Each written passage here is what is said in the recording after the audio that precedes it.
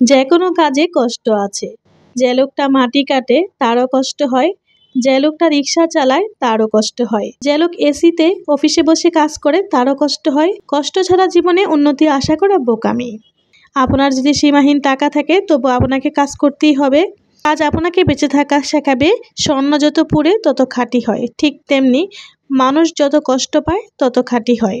আসসালামু আলাইকুম এভরিওয়ান, সবাইকে ওয়েলকাম করছি আমার নতুন দিনের নতুন একটি ভিডিওতে।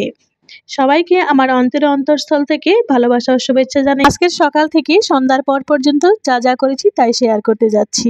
আশা করছি আপনারা সবাই অনেক ভালো আছেন, সুস্থ আছেন এবং নিজ নিজ পরিবার নিয়ে সবাই বেশ সুন্দর সময় অতিবাহিত করছেন। আর সবাই ভালো থাকুন, সুস্থ থাকুন, প্রতিনিয়ত আমার এই পরিবারের সাথেই থাকুন, এমনটাই আশা প্রত্যাশা করি প্রতিনিয়ত।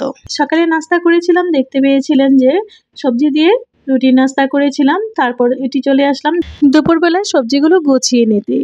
সকালের নাস্তা করা সেরে নেওয়ার পর বাসার নিচের ভ্যান থেকেই কিনে নিয়েছিলাম ধনেপাতা আর বিভিন্ন শাকসবজিগুলো। শীতকালীন সবজির সাথে বেশি করে ধনেপাতা দিয়ে রান্না করলে অনেক ভালো লাগে। আর সবজিগুলো গুছিয়ে নেওয়ার সাথে আমি প্রথমে ধনেপাতাগুলো বেছে নিচ্ছি।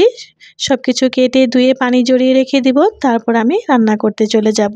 ধনেপাতা বেশি করে কিনে থাকলে তারপর আমি কেটে ধুয়ে কুচি করে পানি জড়িয়ে নিয়ে নর্মাল ফ্রিজে রেখে দিই, প্রায় সপ্তাহখানেকের মতো থাকে।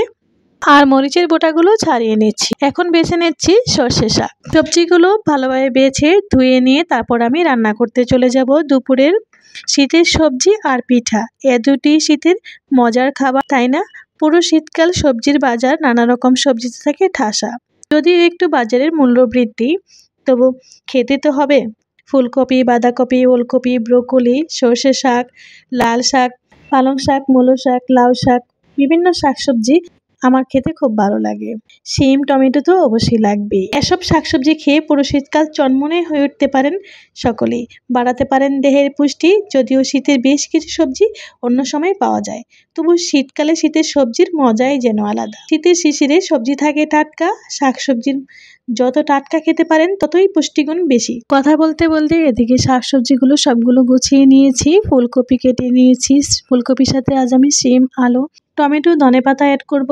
তারপরে তো সবগুলো রান্নাও করেও ফেলেছি। রান্নাটা শেয়ার করলাম না আপনাদের সাথে, যদিও সিম্পল রান্না বান্না, খেতে কিন্তু অসাধারণ ছিল। দুপুরে রান্না করা শেষে অফ ক্যামেরায় ঘরে অনেকগুলো কাজ করে নিয়েছি। তারপরে গোসল টোসল করে খেয়ে দিয়ে প্রায় বিকেলের দিকে ছাদে গিয়েছিলাম একটু পানি দিতে। তো ছাদে গিয়ে আজ একটু মনটা খারাপ হয়ে গিয়েছিল। তার কারণ হলো এই পেঁপেগুলো পড়ে যাচ্ছে, বিভিন্ন দিন এক এক দিন এক একটা পেঁপে পড়েই যাচ্ছে, এভাবে মনটা খারাপ হয়ে গেল। উপর থেকে অনেকগুলো পেঁপে ছিল। পেঁপেগুলো পড়ে যাওয়ার কারণ কি কারো জানা থাকলে কমেন্টে জানাতে বলবেন না। তারপরে এই তো সন্ধ্যার দিকে আবার একটু মার্কেটে গিয়েছিলাম। মামুনির জামাই একটু লেস লাগবে, তো লেস কেনার উদ্দেশ্যেই আমার এই তো জিন্দা বাজারে আসা। লেস কেনার উদ্দেশ্যেই জিন্দা বাজারে যাওয়া, সাথে টুকটাক কিছু কিনেও নিয়ে আসলাম। আর ভিডিওটি শেষ পর্যন্ত এসে গিয়েছি। ভিডিওতে কোনো ভুল ত্রুটি হয়ে থাকলে ক্ষমা দৃষ্টিতে দেখবেন। আমি যেহেতু লাইফস্টাইলের ভিডিওগুলো আপনাদের সাথে শেয়ার করি, তাই আমি আমার জীবনের ঘটে যাওয়া কিছু মুহূর্ত আপনাদের সাথে শেয়ার করে থাকি।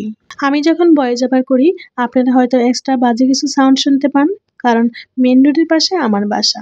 চাইলেও আমি এটি ইগনোর করতে পারি না, প্লিজ এটি আপনারা ইগনোর করে যাবেন। ভিডিও রিলেটেড যে কোনো প্রশ্ন বা মতামত শেয়ার করতে পারেন। আজ এ পর্যন্তই, আবারও কথা হবে সুন্দর একটি ভিডিওতে। আল্লাহ হাফিজ।